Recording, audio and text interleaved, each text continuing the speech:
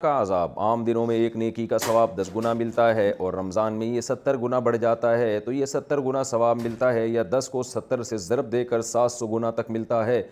نیز کیا گناہ کا عذاب بھی اس میں بڑھ جاتا ہے۔ اکرام صاحب ملتان سے، اکرام صاحب یہ جو 70 گنا والی حدیث ہے نا، یہ تو سند کے لحاظ سے ضعیف ہے کہ رمضان میں ہر نیکی کا ثواب 70 گنا بڑھ جاتا ہے، لیکن ویسے ثواب کئی گنا بڑھ جاتا ہے، یہ بات ثابت ہے، اس پر پوری امت کا اجماع ہے۔ اور اس کی دلیل یہ ہے کہ 3 قسم کی چیزوں کی وجہ سے نا کسی بھی نیکی کا ثواب بھی بڑھتا ہے اور گناہ کا عذاب بھی بڑھتا ہے۔ ایک تو ہے کہ کوئی شخصیت ہو، ایک عام آدمی ایک گناہ کرتا ہے، اس کو ایک گناہ ملے گا، لیکن ایک عالم یا کوئی دیندار یا کوئی مشہور شخصیت جو جن کو لوگ فالو کرتے ہوں ان کے جرم کی سزا زیادہ ہے۔ جیسے قرآن میں آتا ہے کہ اے نبی کی بیویوں، اگر تم میں سے کسی نے کوئی برا کام کیا، یضاعف لها العذاب ضعفین، تو اللہ ان کو دگنا عذاب دے گا، اس لیے کہ وہ نبی کے زوجات ہیں۔ تو شخصیت کی وجہ سے بھی نیکی کا ثواب بھی بڑھتا ہے، گناہ کا عذاب بھی بنتا ہے۔ بعض جگہیں ایسی ہیں جہاں نیکی کا ثواب بڑھ جاتا ہے، گناہ کا عذاب، جیسے حدیث میں آتا ہے کہ حرم میں ایک نماز کا ثواب 1,00,000 نمازوں کے ثواب کے برابر ہے۔ علماء نے کہا یقیناً وہاں گناہ کا عذاب بھی 1,00,000 گناہ کے برابر ہے، اس لیے کہ قرآن میں اللہ تعالیٰ کا ارشاد ہے نا، من یرد فیہ بالحاد بظلم نذقہ من عذاب السعیر، حرم کے اللہ نے ایک حق بیان کیا ہے۔ تو ان حدیث سے، قرآنی آیات سے پتہ چلتا ہے کہ حرم چونکہ مقدس جگہ ہے تو لہذا نیکی کا ثواب 1,00,000 گنا بڑھ گیا، گناہ کا عذاب بھی کئی گنا بڑھ گیا۔ تو ایسے ہی مقدس اوقات میں بھی نیکی کا ثواب بھی کئی گنا بڑھتا ہے اور گناہ کا عذاب بھی کئی گنا بڑھتا ہے۔ 27ویں رات میں یا لیلۃ القدر میں ایک رات کی عبادت 1,000 رات کے برابر ہے، تو گناہ بھی پھر ایسے ہی ہے۔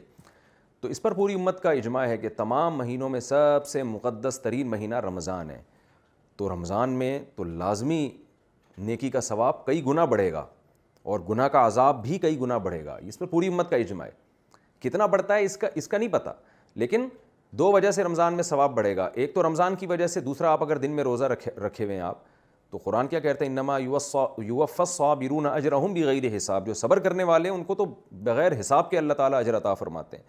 تو روزے میں آپ جب اللہ کی خاطر بھوک پیاس برداشت کر رہے ہوتے ہیں، اس دوران اگر آپ کوئی نیکی کرتے ہیں تو اور زیادہ ثواب ہے، آپ صدقہ کرتے ہیں اور زیادہ ثواب ہے۔ تو آپ نے جو یہ کہا ہے نا کہ 700 گنا ثواب ملتا ہے، اسپیسیفک 700 کا عدد تو نہیں ہے، لیکن اللہ کی رحمت سے پوری امید ہے کہ اگر آپ ایک نیکی کریں گے اور روزے کی حالت میں خاص طور پر، یا رمضان کی مقدس راتوں میں، تو اللہ کی رحمت سے ہمیں پوری امید ہے کہ ایک نیکی کا ثواب انشاءاللہ 700 نیکیاں تک اللہ تعالیٰ پہنچائیں گے۔ رمضان میں نکاح کا شرعی حکم، کیا رمضان میں یا دونوں عید کے درمیان نکاح کرنا جائز ہے؟ اور رخصتی کا حکم بھی بتا دیں۔ بعض لوگ کہتے ہیں کہ ان دنوں میں نکاح کریں تو وہ صحیح نہیں چلتا۔